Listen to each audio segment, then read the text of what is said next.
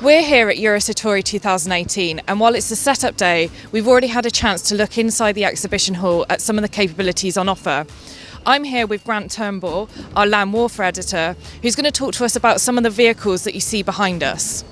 Yeah, so we're here on the biggest stand, probably outdoors here at Eurosatory. It's the KNDS stand, which is the joint company between KMW and Nexter. So they've got quite an array of vehicles on display this year, so main battle tanks and other types of vehicles. Probably most prominent are the new vehicles for the French Army, which is the Jaguar and the Griffin for the Scorpion project. But we've also got some main battle tanks here, Leopard obviously and Leclerc. We've got a new amphibious sort of prototype off in the corner over there. And yeah, so it's quite an interesting display. And obviously you can see behind us there is what appears to be a main battle tank under cover. What do you think that is, and why has it not been shown yet? Yeah, it's something that actually we've not heard anything about, so it's quite a surprise to us why it's under covers and what it is. Looks a little bit like a Leclerc, but we'll have to wait and see.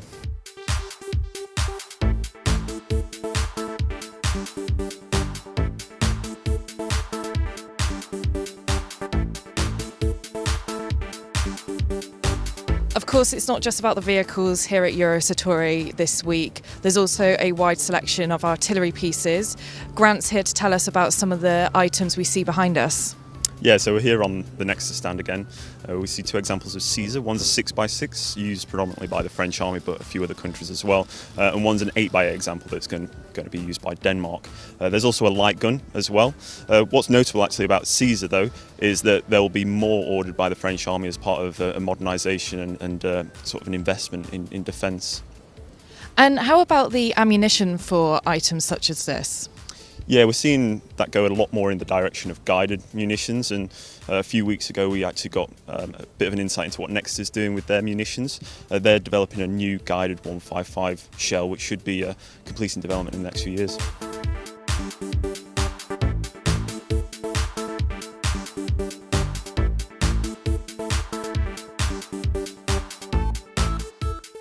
Now we're here at the Rheinmetall exhibit, and behind us we've got a Boxer with a Sky Ranger turret on, but to my left there's a vehicle that's again hidden, will be unveiled later this week, but it kind of reminds me of when they unveiled the Lynx back in 2016 at Eurosatory. So what do we think is going to be different about this vehicle compared with 2 years ago?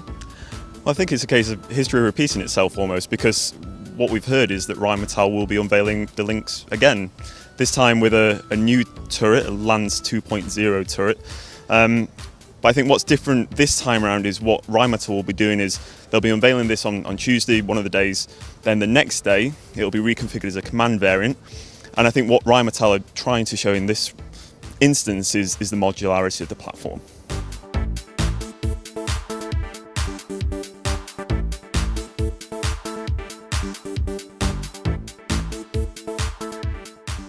Of course, it's not just about the new platforms here at Eurosatory 2018. We also get to take a look at some of the classics. For example, behind me there's an Abrams tank and an Apache, and the US Army has also brought with it one of its Black Hawks.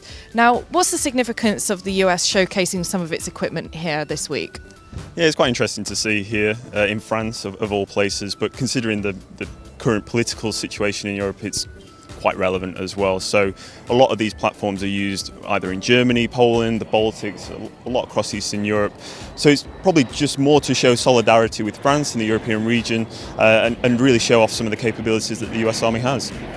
Well, thanks for that, Grant. And Shephard Media will be here all week covering the show. So if you want any news from Eurosatory 2018, head to the Shephard Media website.